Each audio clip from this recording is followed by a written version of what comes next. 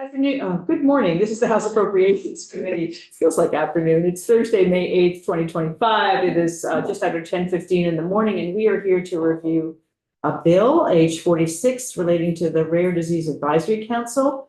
And we have Katie McGlynn from Legislative Council to walk us through the bill, and Nolan will be here at some point to tell us about the fiscal note. So, Katie, take it away, please. Hey, good morning.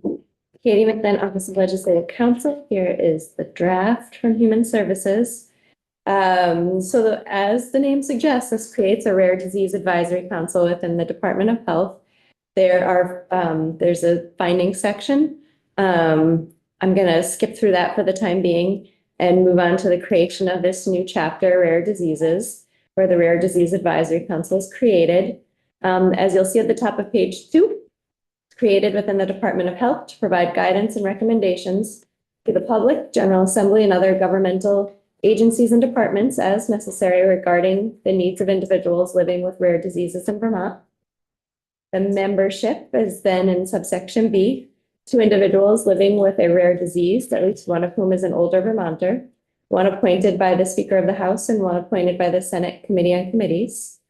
A parent or guardian of a person living with a rare disease appointed by the Senate Committee on Committees, the Commissioner of Health or designee, Commissioner of Dale or designee, a representative of the Health Equity Advisory Commission, an academic researcher who conducts a rare disease research appointed by the Speaker, a physician practicing in Vermont with experience treating rare disease appointed by the Vermont Medical Society, a nurse practicing in Vermont with experience treating rare disease appointed by the Vermont chapter of the American Nurses Association, a pharmacist practicing in Vermont appointed by the Senate Committee on Committees, a geneticist or genetic counselor appointed by the Senate Committee on Committees.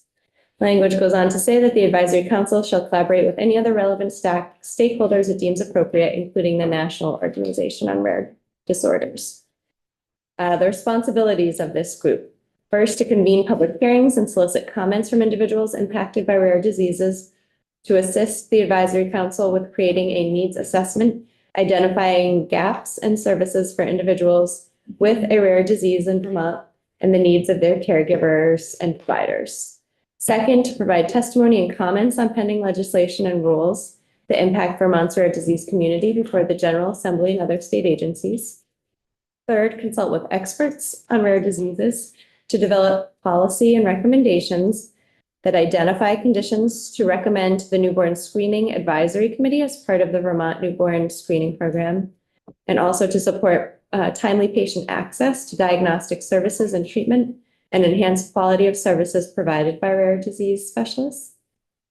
Fourth, to maintain a web page on the Department of Health's website to serve as a resource for individuals with a rare disease that contains notices of upcoming meetings, meeting minutes, public comments, and previous annual reports. And lastly, any other activities identified by a majority of the Advisory Council.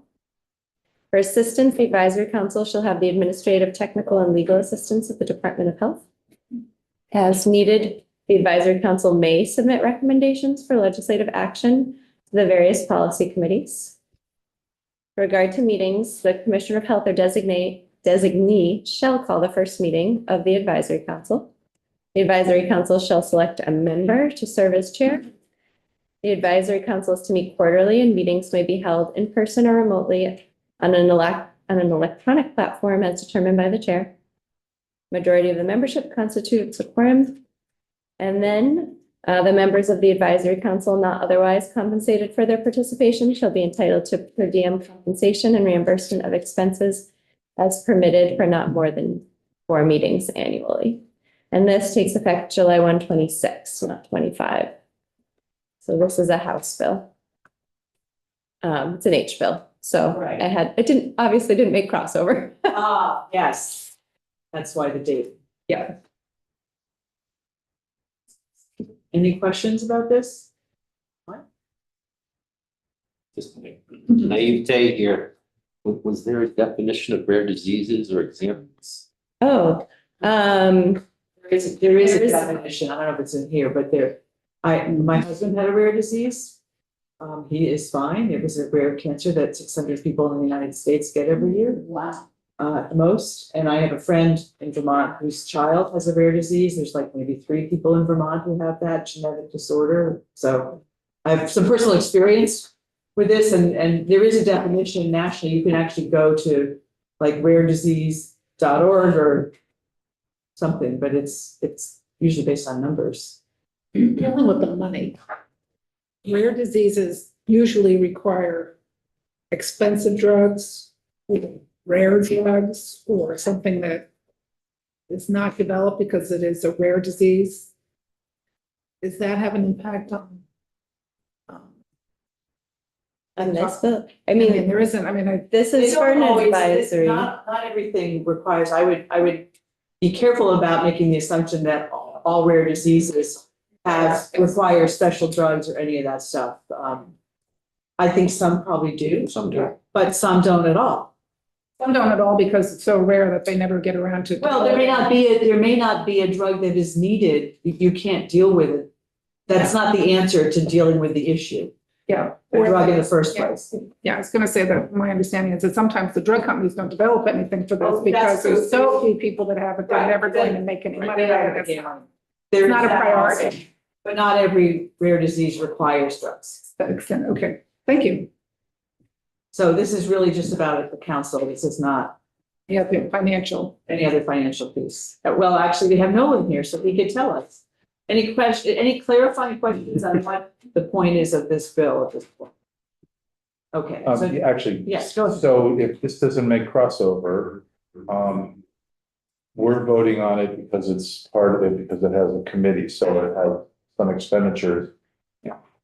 That's gonna be for next year, or is this gonna be? Why don't we hear what Nolan has to say? Because yeah, it hasn't gone to the Senate, it's here. Yeah, it'll just sit on the Senate wall until next Until year. next right? year. Yeah. So there won't be any money in the, but we don't usually strip per diems out of anything, because they're always just so small. We're seeing it. Maybe Nolan came over here, we gotta give Nolan his So opportunity. to without shine. Nolan's, but though, right now, if we, this will sit on the wall and there's gonna put it in the phone for a year from now that we approve this. Well, it'll go to the Senate. It's the Senate rules. It's. Nolan, go ahead, Lynn. Yeah, did it go to government office? Because they usually deal with boards. Not everything goes to gov ops, if there's a board, no, not all. We do, for the record, Noel Langwell, the Joint Fiscal Office, we do committees all the time that do not go to those committees. Okay, thank you. Again, for the record, Noel Langwell, the Joint Fiscal Office, there is a fiscal note. It's quite short. But extremely well written. Looks pithy. That's a good thing. So I won't go over everything Katie already said, because the bill is pretty simple. As you know, there's as many as 8 of the 11 members could be eligible for the per diems and expense reimbursements. However, we think that the impact to VDH would be nominal, and can be captured within their budget. And any other activities of the advisory council, such as convening public hearings, maintaining a website, et cetera, would also be minimal and can be covered within the proposed budget. You know, it's going to be well below 10,000, probably below 5,000. It just becomes like change on their budget. So we don't think that there's any major fiscal impact. I don't think it needs an appropriation. Any questions on that fiscal note? This beautifully written fiscal note? Wait. Off topic, but I did look up what rare diseases are in the United States. It's diseases that affect less than 200,000 people. And so many affect even fewer than that. Yeah. So, good, thank you for educating us.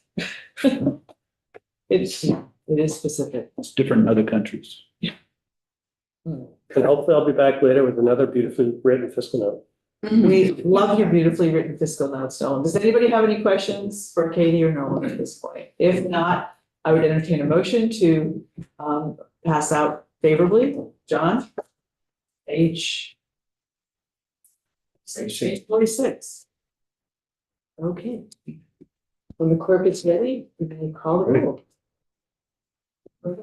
Representative Brumley, Yes. Representative Dickinson, Yes. Representative Kaczynska, Yes. Representative Rhodes, Yes. Representative Rowicki, Yes. Representative Squirrel, yes, Representative Stevens. Yes. Representative Yakavoni. Yes. Representative Shaw. Yes. 9-0. 02, and this is Department of Health. Lynn will be the reporter for Bill.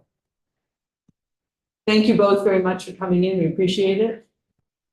Committee, we're going to get some bills. We may be getting, Nolan, why don't you stay?